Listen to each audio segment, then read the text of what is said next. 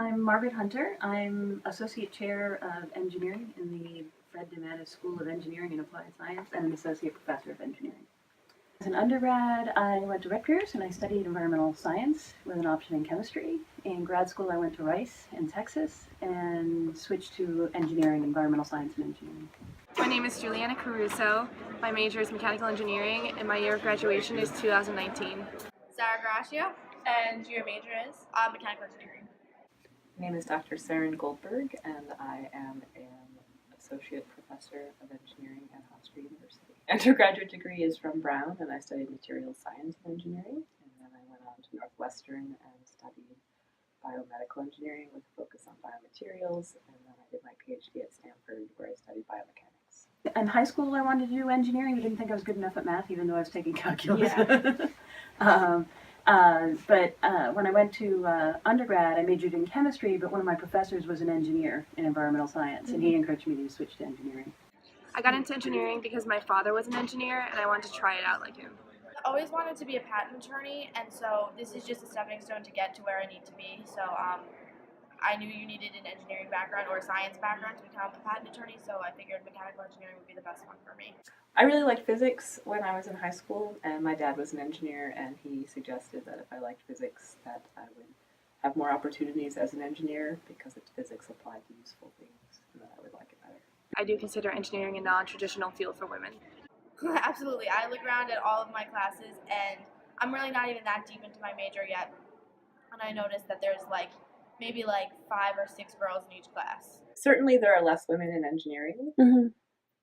I have a hard time with the word non-traditional. Women can solve problems and do math, so I don't think it should be.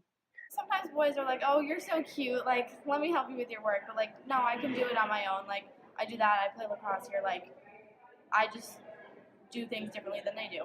I'd say by their peers, sometimes if you're the only girl in class, it's a little overwhelming sometimes. I do think women should be encouraged to go into the field because I don't think they should ever be discouraged to go into anything, and I think that if a man can do it, a woman can do it, and honestly, I've had no problems with it so far. I think it gives a different perspective.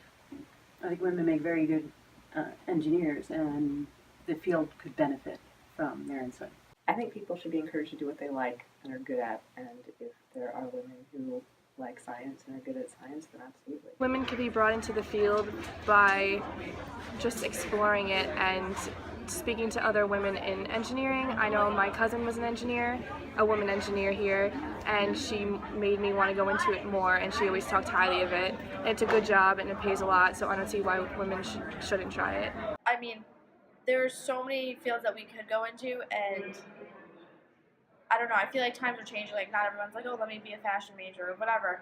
And there's so many different branches that you could go into just with this degree. You're so desirable to be hired. Yeah, I've actually done research on trying to find ways to encourage more women in engineering. Starting earlier so they understand what engineering is. Yeah. Women tend to like why they're doing something, knowing why they're doing something, and that has benefit to society. And engineering can seem very abstract. At the end of the day, I know what my dream is and what I really want to do when I get older, and so I'm just chasing that dream. And these are the steps that it takes for me to be successful later in life. So if I'm a little more stressed now, it's okay because I know in the long run it'll pay off when I have the luxury to do things I want to do.